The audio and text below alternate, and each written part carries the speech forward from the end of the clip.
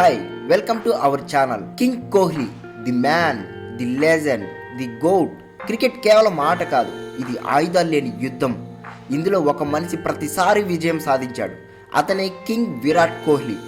అతని యుద్ధ భూమి పాకిస్తాన్ వర్సెస్ ఇండియా మ్యాచ్లు. అతని ఆయుధం అతని సెల్ఫ్ కాన్ఫిడెన్స్ మరియు గెలవాలన్న కసి. ప్రతి మ్యాచ్లో పాకిస్తాన్ వాళ్ళు గెలవడానికి కాకుండా కింగ్ కోహ్లీని అవుట్ చేస్తే చాలు అనుకుంటారు. కానీ వాళ్ళకి ఆ అవకాశం ఇవ్వకుండా బౌలర్స్ మీద జాలి కలిగేలా చేస్తాడు. ఆ రికార్డ్స్ ఏంటో ఇప్పుడు చూద్దాం.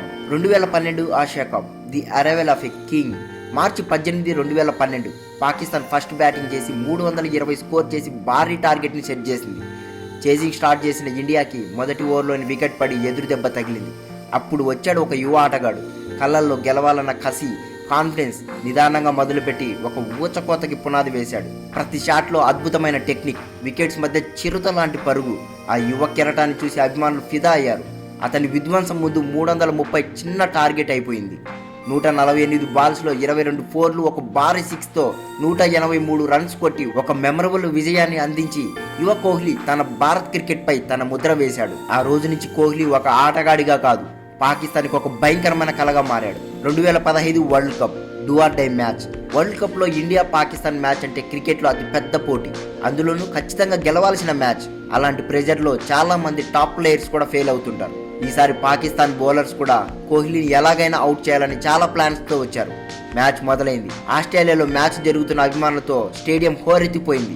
ఇండియా ఫస్ట్ బ్యాటింగ్ స్టార్ట్ చేసింది. ఆరంభంలోని మళ్ళీ వికెట్స్, మళ్ళీ కోహ్లీ మీదే భారం. అభిమానులకి ఇలాంటి సిచ్యువేషన్ టెన్షన్ కానీ కోహ్లీకి కాదు. అద్భుతమైన కవర్ డ్రైవ్లు, ఫ్లీక్ షాట్స్తో ఆడుతూ పాడుతూ మరోసారి సెంచరీ చేశాడు. 126 బాల్స్లో 107 రన్స్ చేసి 300 టార్గెట్ని సెట్ చేసింది. తర్వాత బౌలర్స్ దాటికి పాకిస్తాన్ చిత్తుగా ఓడిపోయింది. ఇప్పటి వరకు వరల్డ్ కప్లో ఇండియా పాకిస్తాన్ చేతిలో ఓడిపోలేదు. ఆ రికార్డ్ని కోహ్లీ నిలబెట్టాడు. 2022 T20 world cup, life time గుర్తుండిపోయే ఇన్నింగ్స్. 23 అక్టోబర్ 2022 ప్రపంచం ఓ అద్భుతాన్ని చూసింది. పాకిస్తాన్ మొదట బ్యాటింగ్ చేసి 160 టార్గెట్ని సెట్ చేసింది. చేజింగ్లో పిచ్ అర్థం కావట్లేదు. పాకిస్తాన్ బౌలర్స్ నిప్పులు చెరిగేలా బాల్స్ వేస్తున్నారు. ఇండియా మళ్ళీ వరుస వికెట్స్. గెలుపు మీద ఆశ లేదు, కానీ కోహ్లీ ఉన్నాడనే ధైర్యం. నెమ్మదిగా స్టార్ట్ చేసి ఒక్కొక్క పరుగు చేస్తూ అవకాశం వచ్చినప్పుడల్లా బౌండరీలు కొడుతూ ఒకవైపు వరుస వికెట్స్ పడుతున్నా ఇంకోవైపు కోహ్లీ నిలబడ్డాడు. లాస్ట్ 3 ఓవర్స్లో 52 రన్స్ కొట్టాలి. గెలుపు అసాధ్యం అనిపించింది. అప్పటి వరకు చిన్నగా బ్యాటింగ్ చేసిన కోహ్లీ యుద్ధం చేయడం స్టార్ట్ చేశాడు. హరీష్ రావు బౌలింగ్లో వరుసగా 2 సిక్స్లు కొట్టడంతో మెల్బోర్న్ స్టేడియం అంతా కోహ్లీ పేరు ధ్వనించింది. యావత్ ప్రపంచం ఆ రోజు ఒక యోధుని చూసింది. 53 బాల్స్లో 82 రన్స్ చేసి రాజుల దేశానికి విజయాన్ని అందించాడు. విన్నింగ్ షాట్ కొట్టాక కోహ్లీ ఎమోషన్ అవడం చూసి అభిమానులకి గూస్ బంప్స్ వచ్చాయి. దేశానికి రుణం తీర్చుకోవడం అంటే అదేనేమో అనిపించింది. అది కేవలం ఇన్నింగ్స్ కాదు, క్రికెట్ చరిత్రలో చిరస్థాయిగా నిలిచిపోయిన సంఘటన. 2023 Asia cup, the master class. సమయం ఆగిపోవచ్చు, కానీ కోహ్లీని ఆపలేం. ఇండియా పాకిస్తాన్ మ్యాచ్ అంటే కోహ్లీ వర్సెస్ పాకిస్తాన్ మ్యాచ్లా చూసే అభిమానులు. కోహ్లీ అవుట్ అయితే గెలిచినట్టే అని పాకిస్తాన్ వాళ్ళు అనుకునేవాళ్ళు. కానీ కోహ్లీ అవకాశం వాళ్ళకి ఇవ్వలేదు.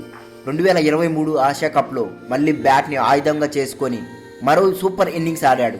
94 బంతుల్లో 122 పరుగులు చేసి భారీ స్కోర్ని టార్గెట్ పెట్టి చేజింగ్ మొదలు పెట్టకముందే పాకిస్తాన్ వాళ్ళు ఓడిపోయామని ఫిక్స్ అయ్యేలా చేశాడు. కోహ్లీ ఒక ఆట కాదు, శక్తి, రన్స్ మిషన్. క్రీజ్లో ఉన్నంత వరకు అభిమానులకి ధైర్యం. తను కొట్టే కవర్ డ్రైవ్స్కి ప్రత్యర్థులు కూడా క్లాప్స్ కొడతారు. అలాంటి ఆటగాళ్ళు జనరేషన్కి ఒక్కడే ఉంటాడు. అతనే కింగ్ కోహ్లీ.